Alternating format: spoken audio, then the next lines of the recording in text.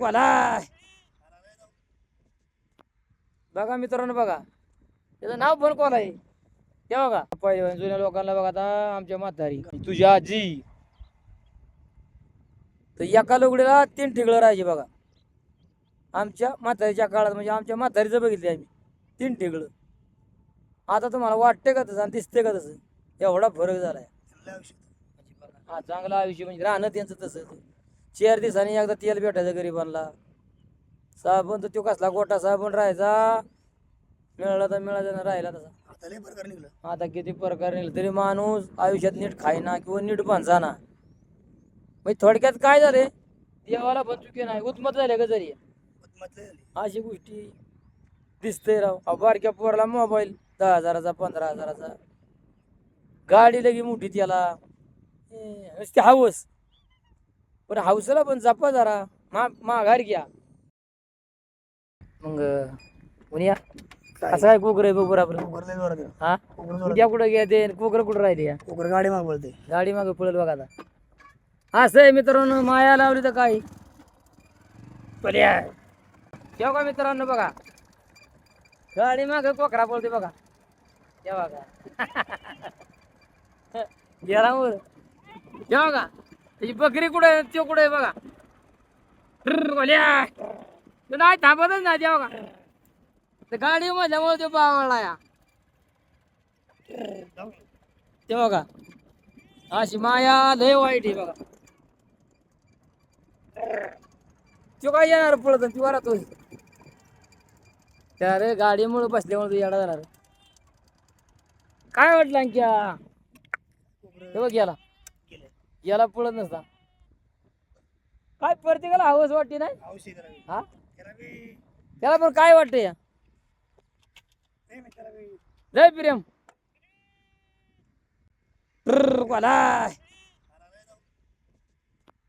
बघा मित्रांनो बघा त्याचं नाव पण कोण आहे ते बघा. काय त्याला नसतं त्याला जमानाचा अजिबात चैनच पडा त्याला. गाडी मजल्यामुळं काय झालं त्याला वाटतं गाडी दिसना कसा का आपल्याला हे बघा नुसता महागच आहे तू. मग अंकुश कोकर काय त्याला म्हणजे काय माया तेवढी येणार नाही हालत नाही दिवसभर मध्ये हालणार नाही त्याला बकऱ्याचा विषयच नाही. बकरी नको म्हणलं तरी चालतं या त्याचं नाव पण कोला नाव पण कोला. पहिलं कोलं होतं पण आता दिसणार कोलं नाही तर पहिलं लय कोलं राहायचं. संध्याकाळ 6 वाजल्या की गड्यांच्या होक्यानुसार चालायच्या पण आता कुठं गेलं ते कोलं. हा खरंच पक्ष्यांना लय कमी पडलं कोलं लांडग पण काही ठिकाणी आहेत तर काही ठिकाणी नाही.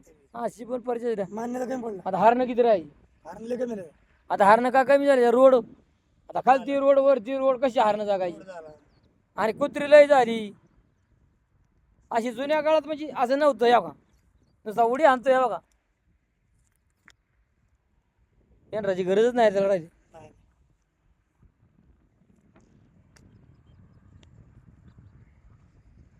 जास्त जाऊ का आता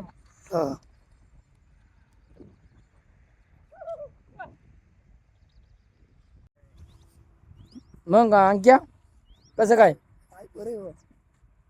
पाऊस तर बाबा गेला उघडला पार काय काय ठिकाण तर लयच परवडा चालली झाली आपल्याकडे. मग काय गाडी बिडी कशी काय आणतो तू हा चांगली आणि जा बाबा. काय जा रे काय काय ठिकाणी काय होत तुला माहिती आहे ना गाडी नेहमी दमान चालू नये नाही तर पळवू नको नुसती हा. जर पळवला दिसला ना मला मी हाणल्याशिवाय राहणार नाही.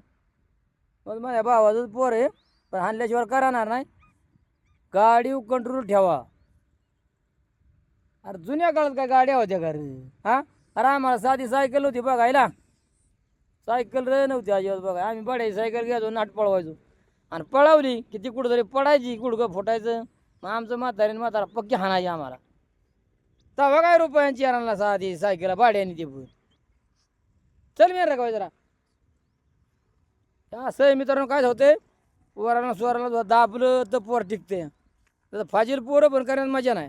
तुला काय वाटतं हा फाजील नाही पाहिजे सांगितलं ऐकलं पाहिजे आणि घरच्या माणसाने पण दाबलं पाहिजे. पोरांनी बी ऐकलं पाहिजे. बघ आता ह्यो कसा काय आला, हा वळण दिलं म्हणून झाला ना. म्हणून आपल्या मुलांना पण चांगलं वळण द्या. जरी कोणाचा पैसा पाणी असला ना तरी पण असले आगाव पोर करूच नका. नीट राहणं, नीट वागणं. का 20% काय करा, वळण चांगलं द्या. वळण दिल्यानंतर काय होतं, त्याचा उपयोग तरी होईल. काय वाटतंय अंकुश तुला? पण काय ऐकलं पाहिजे, पोरांनी बी ऐकलं पाहिजे. जास्त बरं आहे का? असे बरं नाही. आता बिचार त्या अशी नाही हानी का होते ते हानी म्हणजे काय बारीक, आता दोन्ही मुलं गेली. काय आई बापाला करायचं तळमळ माणसानं? काय आणि बारीक त्या पण जगायचं कुणाच्या जीवा? त्याच्या जीवाला तर काय वाटत झालं. ते इंदुरी गुरुजी म्हणतात त्यांची काय चुकी आहे का? त्यांची काय चुकी नाही. की वडिलाची आंधी मुलगा जातो या, हा त्यांचं जातो का नाही मुलगा? म्हणजे पहिली मुलग्याची आंघोळ होती या, मग काय. बापाची आंघोळ करायची, ती मुलग्याचीच आंघोळ होती या. म्हणजे आपण अशा पण गोष्टी खऱ्या आहेत. तर चांगलं वागा मित्रांनो, चांगलं राहा. काही जीवनात नाही. आपण जगून किती वर्ष जगणार आहे? 40, 50, 60 वर्ष लई झाली. आता 90 आणि 150 वर्ष नाही येणार. आता लवकरच आंघोळ होती या. त्यापेक्षा आंघोळ आपली करून घेऊ नका. पदशीर राहा, पदशीर खा. काय चाललंय म्हातारी? नवऱ्याची काय चाललंय? मी हलवायची आता. असं होय.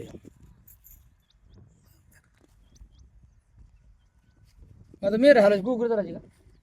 करायची. या अडचण आली आपण कालपा बरोबर बोलले तसं काय नाही. काय ते दोन्ही सक्क बाळ आहेत वाटत. काय बापाला काय साधा भोगाला काय बा. हो म्हणजे जगणच कसं काय? आणि जगतेनच कशी काय ती. आता त्यातलं पण एखादं मोडलं किंवा तोडलं, एखादं वाचायला असतं त्यांना समाधान वाटतंय. त्यातले त्याला बसले असते नाही घरीत लंगड झालं असतं तरी नीट केलं असतं. आता आई बापाने काय करायचं? दोन पोरी होत्या लगेच त्याचं होऊन गेलं ते वाटतं. बी गेले लोकांच्या घरी. नाही पण म्हणजे गाडी त्यांना आधार काय राहिलाय? गाडी बी माणसाने नीट चालवावं. त्यामुळं जे खाली गेली त्याने पण लक्ष द्या पाहिजे. हाणणाराने आपल्या मोटरसायकलीवाल्यांनी बी लक्ष दिलं पाहिजे. हा जीवन काळवाय जरा बहिणीचं झालं ना. बेकार झालाय. जीवन परत परत आहे का माणसाचा? विचार करा आता ते निघून गेली, त्यांच्या आई वडिलांचं काय परिस्थिती होईल आता? आता ती जगते आणि कोणाची जीवावर? आणि काय जगण्याला अर्थ राहिलाय? काय अर्थ तर राहिलाय का जगण्याला? दोन्ही सक्क भाव गेलं, दोन्ही पण गेलं म्हणले. माणसाला काय वाटतं, पांगलं जरी असलं तरी आपण संपलो सर, काय करू? आपण त्याला खाया घालू, काहीतरी करू. त्याने आई बापाला कष्ट लावायला त्यांनी गरिबांनी लावलं असतं बरं. त्यांना राहायला पाहिजे होतं एक. राहायला म्हणजे गाड्या म्हणजे म्हातारी गाड्या नीट चालू ना. गाड्या नीट चालून आता माणूस त्या जीवाचा असा विचारच करेन. नुसतंच पळतो यार, नुसतंच पळतो यार. कशाला पळता तुम्ही? जरा दमाने चाला, दमाने 10 मिनिटं लेट होईल. गाडीवर टाइम होऊन द्या. पण जुन्या काळात काय गाड्या होत्या का? गाड्या होत्या माणूस चालत जाय जागा निघत जायचं. आता माणूस तासातून काम करते. अहो कुठली आमची मावळून एक तरी भांडगावला मावळून. आता आम्ही आहे राखच, पण त्या काळात आमचा आजोबा किंवा आजी कशी येत असेल भांडगावला? इष्टीने यायची. त्यांना 2-2 दिवस जायचं. 4 दिवस. आता मला एका दिवसात शेरगाव करून येते. विचार करा, मग जुन्या माणसाने काय करत होते? शेरगाव राशी नाही माझी मोरगावला एक मावळण होती. भांडगावला पहिली गेली, मोरगावला म्हणजे त्यांचा 8 आठवडा त्याच आहे निघून. आता एका दिवसात माणूस एका दिवसात 10 गाव माणूस करून येतो या, तरी समाधानी नाही. तरी समाधानी नाही. कवा मागचा धंदा करायचा तो असं होते.